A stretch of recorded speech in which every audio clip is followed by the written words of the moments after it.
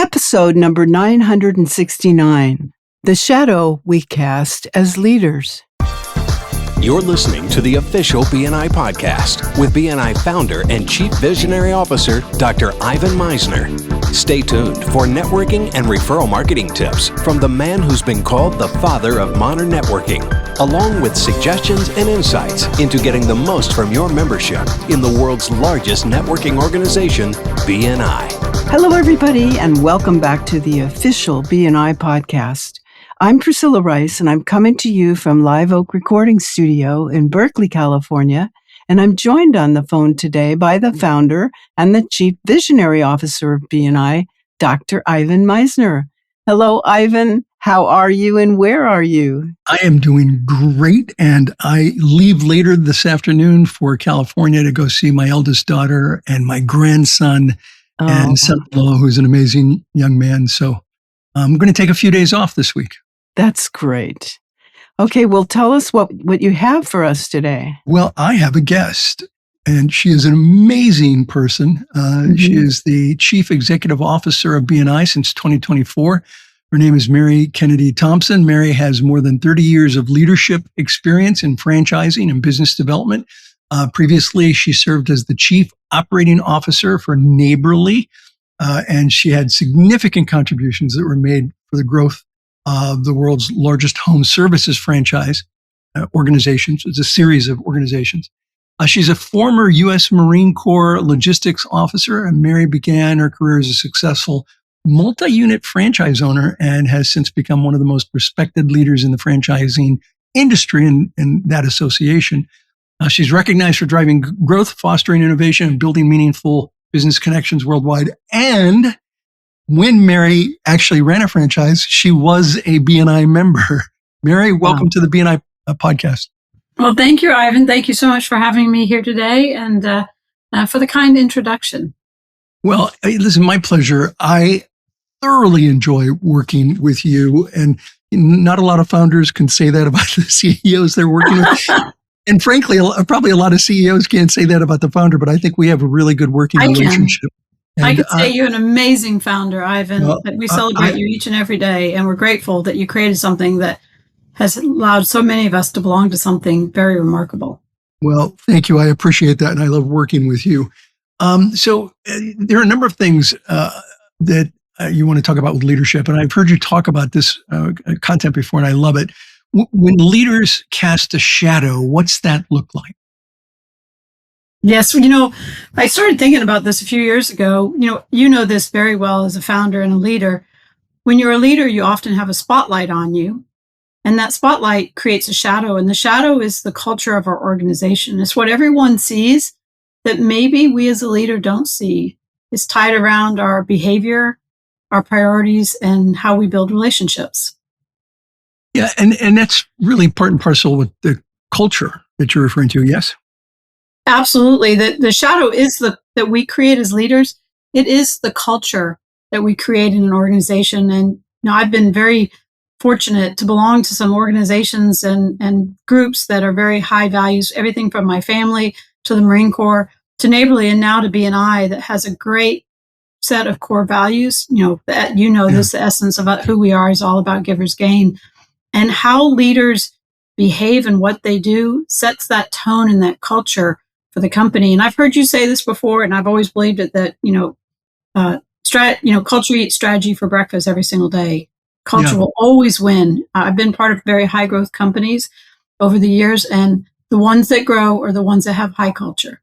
So you talk about three places where leaders can create culture: behavior, priorities, and relationships. You want to touch upon those three? Certainly. I like to think about behavior.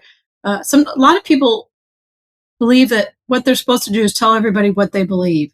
Yeah. And it's really not your beliefs that make you a better person. It's your behavior. And it's not big, giant behaviors. It's everyday behaviors. One of the examples I give is one of my former mentors who I worked alongside for close to 18 years, Mike Bidwell. He was very much a servant leader, but he never walked around telling people he was. He just was. And one time long ago, he came in my office and just to check on me and see how things were going. And as we were talking, the drawer in my filing cabinet kept opening because my filing cabinet was a little askew or wonky. And when the drawer opened, I kind of kicked it shut. And then partway through our conversation, opened again. And I kicked it shut. And on the third time when it opened, he asked me, he said, "Does that happen a lot?" And I said, "Oh, it does, but don't worry. It doesn't bother me. I just kick the door shut throughout the day." And then we went on with our conversation. I really didn't think another thing of it until about a week later when I realized it had been a few days that my filing door cabinet had not opened. And it was because he'd come in and put a wooden shim. He'd come in early in the morning, and I was an early in the morning person, so was he.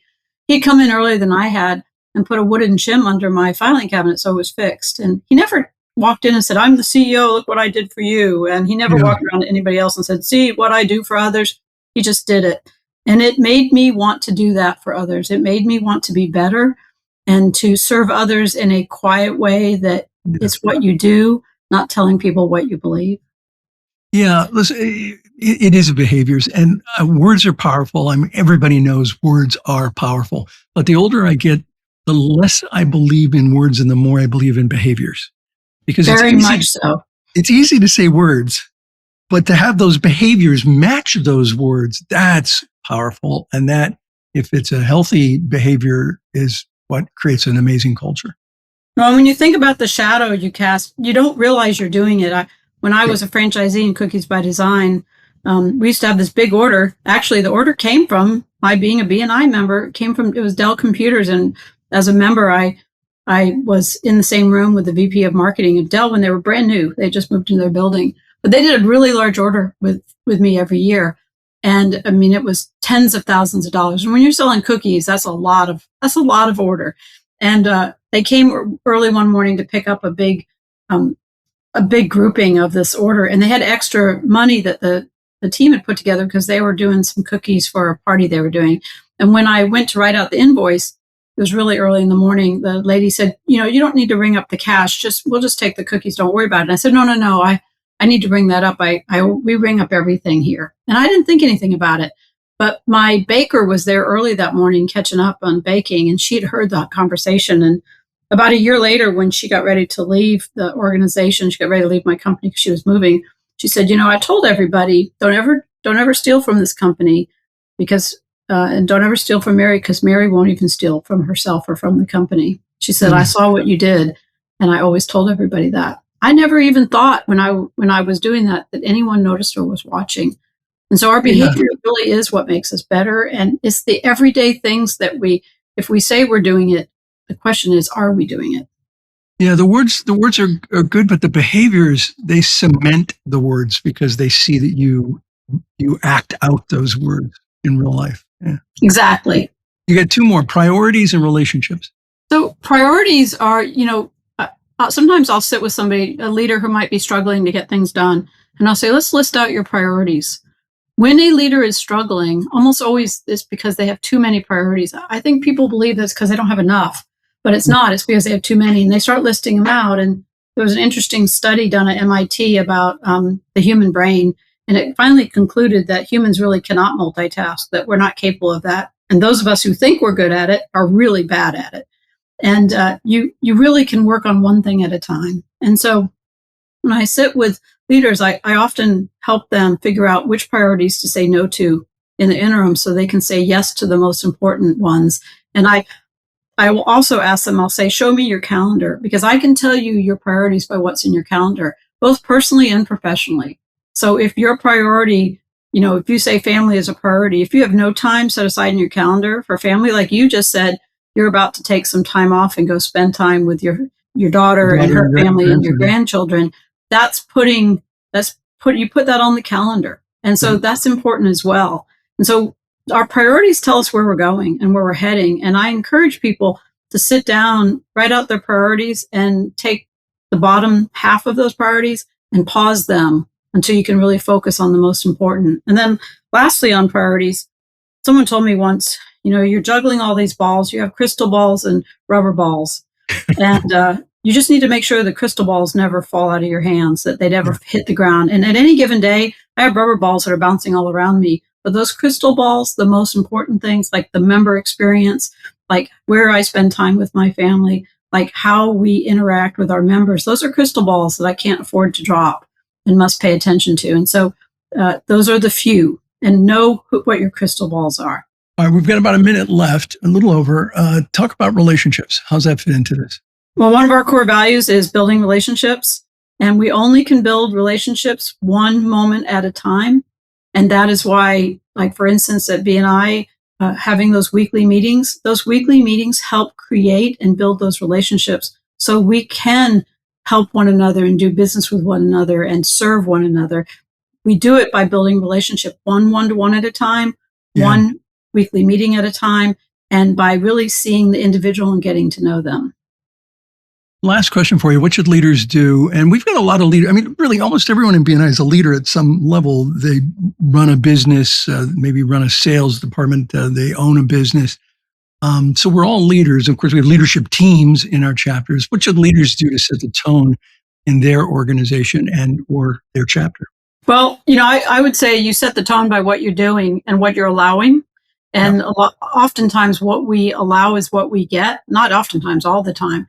So I encourage people to look to see, what are we allowing? Are we allowing members to do things like miss meetings without having a substitute and stay in the chapter? Are we allowing people on our team to be lesser version of themselves when we know they can do better than that? Are we allowing ourselves? Are we negotiating with ourselves, which we shouldn't do, and being a lesser version? Let's not allow that, because that's how you build culture. Yeah, the accountability is one of our core values, and it's important. And I want to do a podcast on a theme that I've talked about once or twice, and that is accountability is something that you do for someone, not to someone. I love that. Absolutely. Yeah. All right. I'll do a podcast on it. Coming up in the next couple months. Mary, thank you so much for being on BNI Podcast and for being such an amazing CEO for the company. And of course, everyone listening, BNI.com. If you'd like to see Mary's bio, you can see Mary and a photo of Mary and learn a little bit more about her. Thanks for being on BNI Podcast. I appreciate it. Thank you, Ivan. We appreciate all that you've created for us. It's helping hundreds of thousands of people really build meaningful businesses. Thank you. Thank you. I love what I do, and I love that you let me do it freely and just run with the ball. So it's a blast. The same back to you, sir. Back to you, Priscilla. Okay, great. Well, thank you both. That was a really nice podcast, and I'm glad we all got to meet Mary. And I think that's it for this week.